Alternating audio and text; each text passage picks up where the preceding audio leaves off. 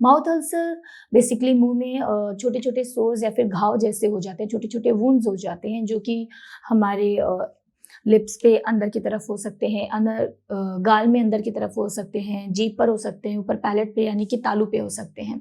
तो जो soft lining हमारे माउथ में, हमारे मुँह में है, गम्स हैं, इन सारे एरियाज़ पे छोटे-छोटे सोर्स या घाव जैसे हो जाते हैं जिसको हम माउथ अल्सर्स कहते हैं।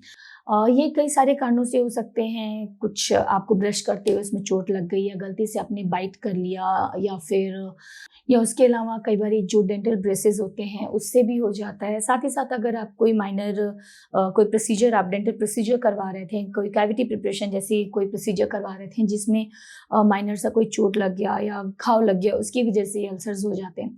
साथ ही साथ कुछ एक इन्फेक्शियस कंडीशंस भी होती हैं, उसमें भी हो जाते हैं। स्ट्रेस फैक्टर बहुत बड़ा कारण है, अगर बहुत ज़्यादा स्ट्रेस हो जाता है तो भी ये अल्सर्स कई बारी मुँह में हो जाते हैं। नींद की कमी भी एक बहुत बड़ा कारण हो सकती है। साथ ही साथ अगर आप जो टूथपेस्ट इस्तेमाल करते हैं उसमें अब्रेसिव ज़्यादा है या फिर कई लोग पाउडर का इस्तेमाल करते हैं जो काफ़ी खुरदुरा होता है, तो वो सारी चीज़ें भी हमारे गम्स को घाव कर देती हैं, हमारे मसूड़ों में घाव कर देती हैं जिसकी वजह से ये अल्सर हो सकता है। साथ ही साथ कुछ एक डेफिशिएंसीज़ हैं विटामिन्स की, मिनरल्स की, उनके कारण भी हो सकता है।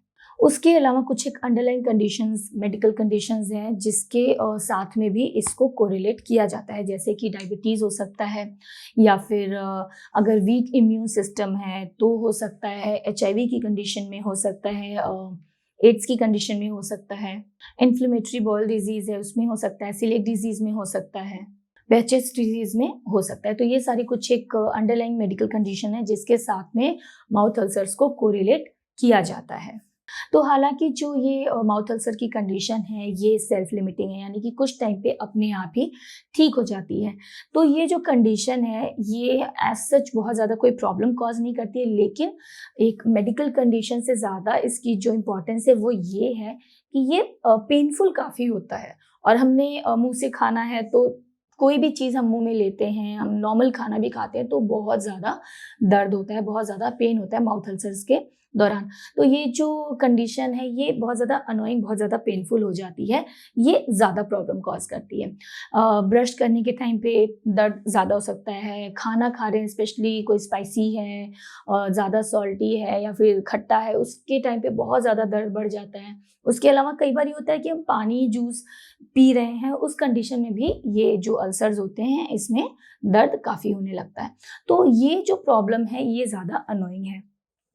तो इसके लिए क्या होता है कि कुछ एक ट्रीटमेंट्स होते हैं जो दिए जाते हैं, कुछ एक दवाइयाँ होती हैं जो दी जाती हैं। तो हम ट्रीटमेंट और मैनेजमेंट के बारे में आगे बात करेंगे। एक बार इसके अपीयरेंस के बारे में समझ लेते हैं कि जो ये अल्सर्स होते हैं बेसिकली ये एक भी हो सकते हैं और कई सारे भी हो सकते हैं। सिर्फ़ टंग पे या सिर्फ़ मसूड़ों पे कहीं प्रेज़ेंट या फिर हर जगह मुँह में प्रेज़ेंट हो सकते हैं।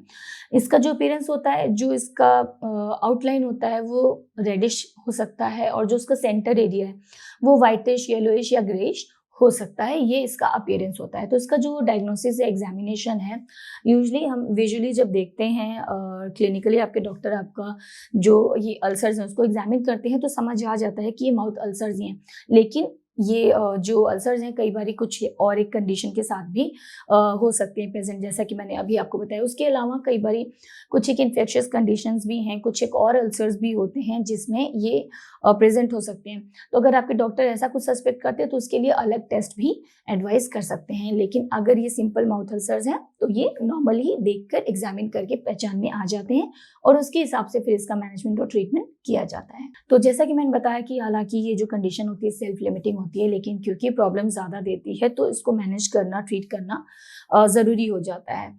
तो इसके लिए कई बारी मोस्ट ऑफ द केसेस में कुछ एक एंटीसेप्टिक जेल्स होते हैं जो दिए जाते हैं जिसमें थोड़ा-सा एनाल्जेसिक का पोर्शन होता है जिससे कि जब हम उसको वहाँ पे अल्सर पे लगाते हैं तो जो दर्द का फ़ील होता है वो ख़त्म हो जाता है सो दैट आप खा सकें आराम से। तो उसके लिए कुछ एक ऐसे टॉपिकली लगाने वाले जेल्स होते हैं जो मोस्ट ऑफ द केसेस में प्रिस्क्राइब किए जाते हैं। उसके अलावा उसके अलावा माउथ वॉशेज़ होते हैं, कई बार ये स्टेरॉयडल जो ऑइंटमेंट्स या टॉपिकल एप्लीकेशन के लिए जेल्स होते हैं वो भी प्रिस्क्राइब किए जाते हैं as per the situation and किस तरीके से और कितने अल्सर्स प्रेजेंट हैं। जो माउथ वॉशेज़ होते हैं उनका इस्तेमाल करके भी काफ़ी ज़्यादा इसमें रिलीफ मिलता है। साथ ही साथ और हम क्या क्या चीज़ें कर सकते हैं, तो सबसे पहला जो चीज़ होता है कि हमें अपने ओरल हाइजीन पे ध्यान देना चाहिए। कोशिश करना चाहिए कि हम ट्वाइस अ डे अपने दांतों को साफ करें, टूथब्रश को अच्छे से सही तरीके से इस्तेमाल करें।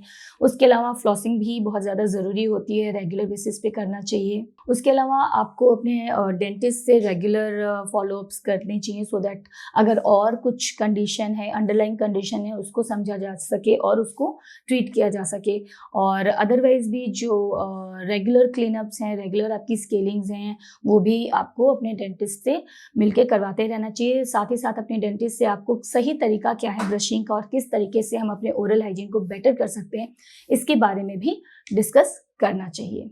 उसके अलावा जो नमक पानी के गुनगुने नमक पानी के जो गार्गल हैं, वो भी गरारे जो होते हैं वो भी आपको करना चाहिए अगर ऐसी कंडीशन हो जाती है। और बीच बीच में भी ये सारी चीज़ें आपको फॉलो करते रहना चाहिए ताकि आपका ओरल हाइजीन मेंटेन रहे। तो जो अल्सर्स होते हैं, कई बार अगर हम इसके अगर होम रेमेडीज़ के बारे में बात करें, तो जो हमने अभी आपको बताया कि गुनगुने नमक के पानी का इस्तेमाल करना चाहिए, उसमें थोड़ा-सा आप टर्मरिक भी डाल सकते हैं। वो एंटी इन्फ्लेमेटरी और एंटीसेप्टिक की तरह से काम करता है, जो कि आपके दर्द में भी आराम देता है और अल्सर को हील करने में भी मदद करता है। उसके अलावा जैसा कि मैंने बताया था कि एक सेल्फ लिमिटिंग होता है और काफ़ी कम समय में, आप कह सकते हैं मैक्सिमम 1 से 2 हफ्ते में ये ठीक हो जाता है। लेकिन अगर ये 1 से 2 हफ्ते में ठीक नहीं होता है, 3 हफ्ते से ज़्यादा आपको माउथ अल्सर प्रेजेंट हैं, उसके अलावा पहले के अल्सर्स ख़त्म नहीं हो रहे हैं, दूसरे और नए वहाँ पे घाव बन जा रहे हैं, साथ ही साथ जो घाव हैं उसमें दर्द नहीं हो रहा है, काफ़ी लॉन्ग स्टैंडिंग वो हो चुका है, ऐसी कंडीशन है, या फिर आपको उन घावों में नमनेस फील हो रही है, मतलब कि वहाँ पे कुछ ऐसा दर्द या किसी चीज़ का एहसास नहीं हो रहा है, तो आपको अपने डॉक्टर से तुरंत मिलना चाहिए क्योंकि ये थोड़ा-सा डेंजरस हो सकता है। साथ ही साथ अगर आप ट्रीटमेंट दे रहे हैं, मैनेजमेंट उसका जो है प्रिस्क्राइब्ड वो सब आप करें, उसके बाद भी अल्सर्स जो हैं वो हील नहीं हो रहे हैं, या फिर जो अल्सर है उसके साथ में आपको फीवर भी हो रहा है, डायरिया की भी कंडीशन हो रही है और जो अल्सर है उनका साइज़ जो काफ़ी मतलब बड़ा हो जा रहा है, तो अगर ऐसे सिम्पटम्स आप देखते हैं अपने माउथ अल्सर्स में, तो आपको इसको इग्नोर नहीं करना चाहिए, रादर आपको तुरंत अपने डॉक्टर से कंसल्ट करना चाहिए सो दैट इसको, अगर कोई और प्रॉब्लम है, किसी और अंडरलाइंग कंडीशन की वजह से ऐसा हो रहा है, तो उसको टाइमली ट्रीट और मैनेज किया जा सके। तो आज के अपने इस वीडियो में हमने डिस्कस किया माउथ अल्सर का ट्रीटमेंट और मैनेजमेंट क्या होता है, उसके लक्षण क्या होते हैं और उससे जुड़ी जो बाकी बेसिक जानकारियां हैं वो भी मैंने आपके साथ शेयर की। उम्मीद करती हूँ कि आज के वीडियो से आपको जो माउथ अल्सर्स हैं उनके बारे में समझने में आसानी होगी। उसके अलावा भी अगर आप कोई सुझाव देना चाहते हैं या फिर कुछ और जानना चाहते हैं तो कमेंट बॉक्स में जाके हमें ज़रूर बताएं। मिलते हैं अपने अगले वीडियो में। धन्यवाद।